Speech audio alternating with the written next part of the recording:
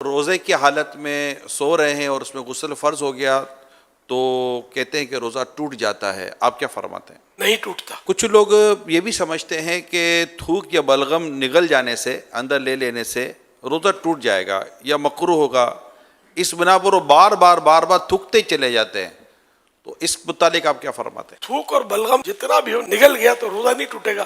البتہ طبعی کراہت کی صورتیں بھی اس میں ہوتی ہیں، یا یہ کہ زیادہ تھوک منہ میں جمع کر کے نگلا تو یہ بھی ناپسندیدہ ہے.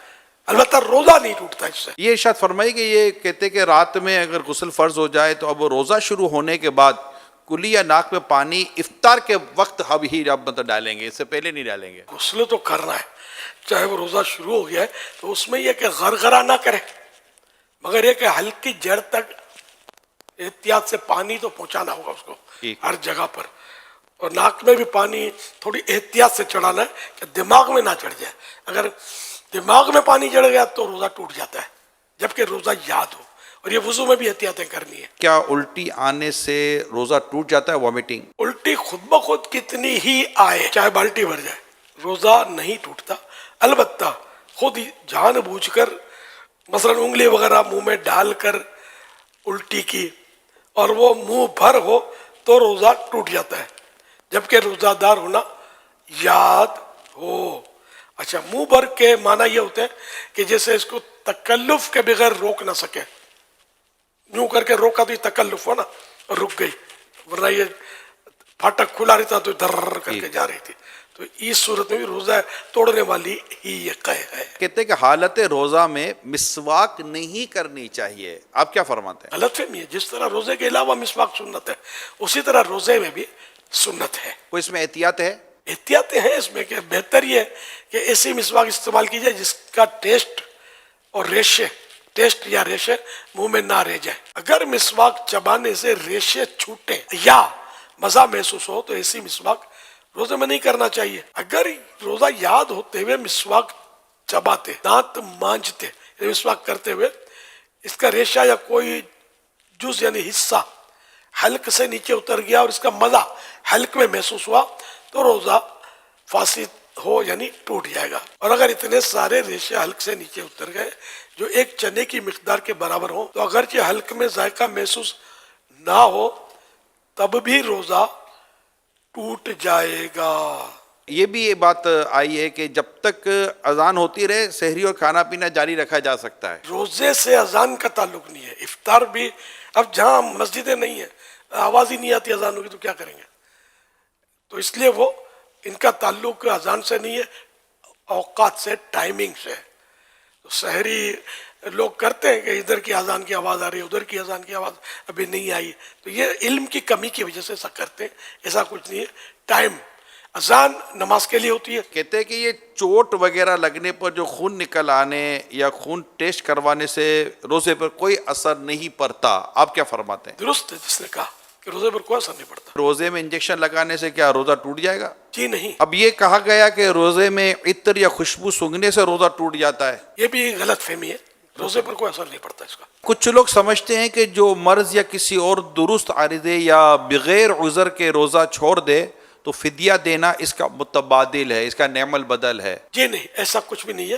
صرف وہ شیخ فانی کے لیے کہ ایسا بوڑھا آئندہ اس کو روزہ رکھنے کی طاقت آنے کی امید نہیں ہے، ایسا کمزور پڑ گیا ہے، روزہ برداشت ہوتا ہی نہیں ہے، تب جا کر فدیے کی صورت بنے گی. اس میں بھی یہ دیکھنا ہوگا کہ اگر یہ گرمیوں میں نہیں رکھ پا رہا، یہ سردیوں میں رکھ لے گا تو رمضان شریف اگر گرمی میں تو سردی میں قضا کر دے، فدیہ اب بھی نہیں ہے. اچھا، اب بھی یعنی کہ دونوں سیزن میں اس کی کیفیت ہے کہ نہیں کر سکے گا یہ روزہ رکھ، اور اس نے فدیہ بھی ادا کر دیا. ایک روزے کا فدیہ ہوتا ہے ایک صدقہ فطر کی مقدار. تو اچھا، اب اس نے فدیہ بھی دے دیا، سب کچھ کر لیا اور پھر اس میں طاقت آ گئی روزہ رکھنے کی تو وہ فدیہ نفل صدقہ ہو گیا. اوکے. اور روزہ قضا کرے. کچھ لوگ سمجھتے ہیں کہ روزے کی حالت میں ٹھنڈک کے لیے نہانا یا کلی کرنا یہ مکروہ ہے، کیا ایسا ہی ہے؟ مکروہ نہیں ہے، منع نہیں ہے. ہاں، اگر پریشانی ظاہر کرنے کے لیے کوئی مطلب یعنی کہ کپڑا لپیٹتا ہے یا بار بار کلیاں کرتا رہتا ہے تو اس کا مطلب یہ کرنا یہ مناسب نہیں ہے. عبادت میں دل تنگ ہونا یہ اچھی بات نہیں. کچھ لوگ سمجھتے ہیں کہ کلی کرتے ہوئے اگر غلطی سے پانی حلق سے اتر جائے تو روزہ نہیں ٹوٹتا.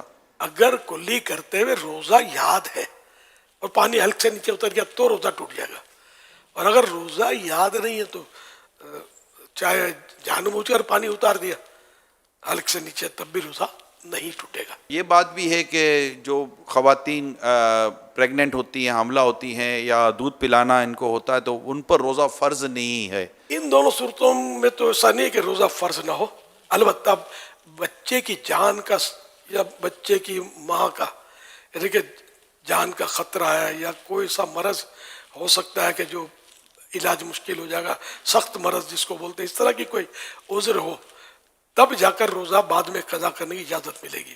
صرف اس کو مطلب یہ کہ حاملہ ہے یا دودھ پلاتی ہے صرف اس وجہ سے اجازت نہیں ملے گی۔